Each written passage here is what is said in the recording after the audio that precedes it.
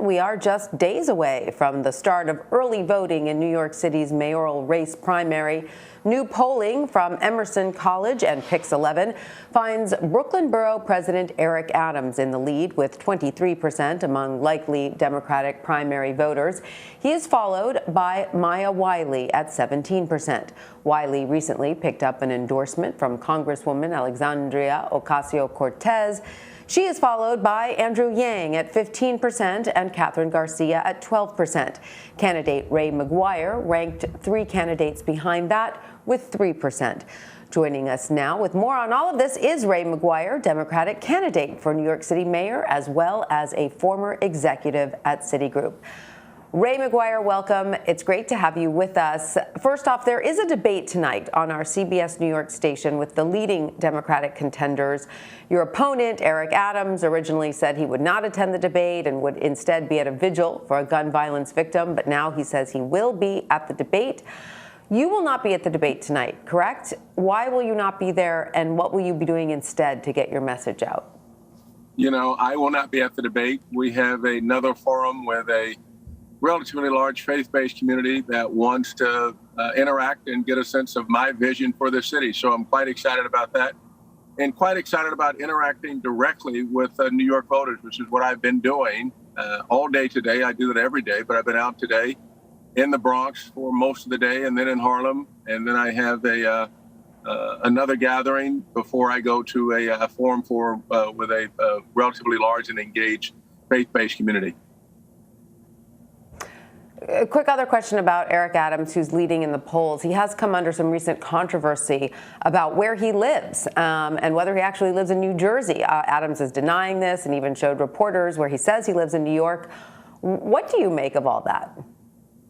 You know, the reporters have continued to investigate the repeated inconsistencies, and so part of what is going to be on the ballot is ethics and competency or incompetency.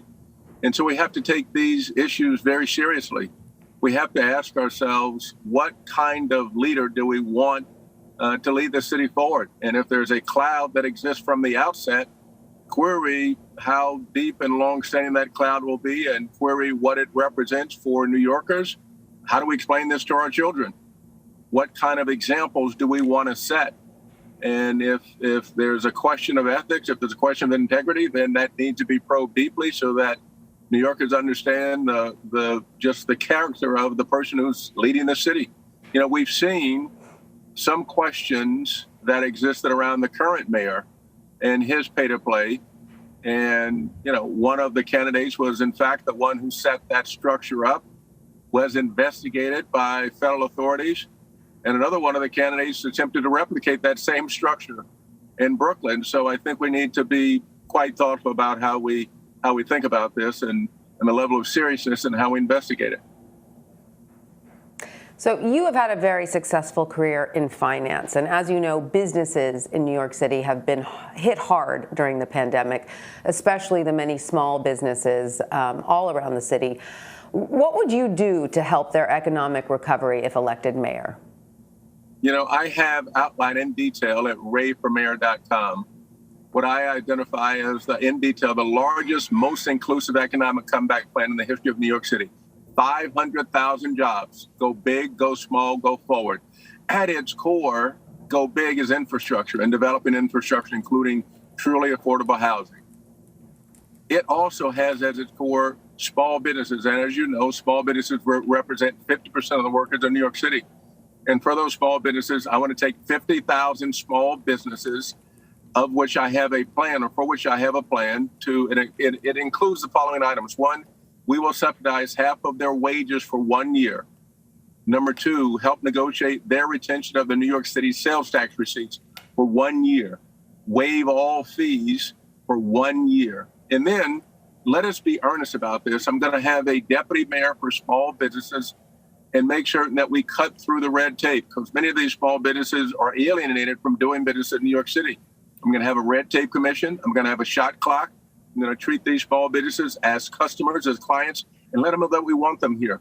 Small businesses are the heartblood of this city. They're the heartbeat of the city, both commercially, from an economic standpoint, and culturally for what they contribute to each of our communities. So small businesses are critical to the revival of this city. That's why I have them as a core to my Go Big, Go Small, Go Forward, largest, most inclusive economic comeback in the history of this city.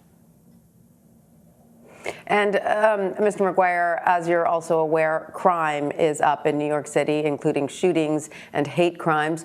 What would your approach be to crime prevention, and what has prepared you to handle this important issue? You know, it is a large, complex issue of which I've had to deal with large, complex issues all of my career. I can't have my economic comeback instituted and be successful without there being safety on the street. So my plan is to have safety first. I want to get the guns off the street. I want to make sure that I use those who are especially trained to come in and identify where they are in the top 10 precincts in which these guns exist. They don't automatically get here, so we need to hit the I-95 iron pipeline. I also make certain that we, in addition to getting the guns off the street, I want to make certain that those who are the repeat offenders, those who are felons who get caught with a gun, they go to jail. Those repeat offenders go to jail. And I also want to use technology like the shot spotters to make sure that we identify if the guns are fired, how they're fired, who fires them, and make sure that we intervene with law enforcement. I'm not for defund, I'm for better policing. I want the police to protect me and not profile me. We need to get the guns off the streets. So my first priority is make sure that we deal with the safety on the streets. And then we need to invest in our communities, returning to community policing. Get community centers involved, get them invested in, and also make sure we have summer jobs. You know, I have lots of great businessmen and CEOs in the neighborhoods. We just need to tap into them, meet them where they are, refine that skill set, and direct it appropriately. So I have a plan to make sure that the streets are safe and that we have justice between the community and law enforcement. And finally, Mr. McGuire, we don't have a lot of time, but ranked choice voting will play a significant role in this election. We assume you will be ranking yourself as first choice, but who will you be putting as your second choice? You know, I'm going through refining that now. I got a group of opponents out there. I want to make sure that at least one of them, and the grouping is not large enough for me to say I'm going to go through. I don't have 5 choices here. I have 1, maybe 2, in whom I would have confidence they can lead the city forward, where there are no questions about, you know, stop and frisk or defund, because those are clearly vital to this city. So I've yet to be convinced. I'm refining my choice, but it should not include defund or stop and frisk. Safety with respect. All right. Accountability and proportionality. So thank you. Well, thank you, Ray McGuire, for joining us. We appreciate your time. Thank you for having me.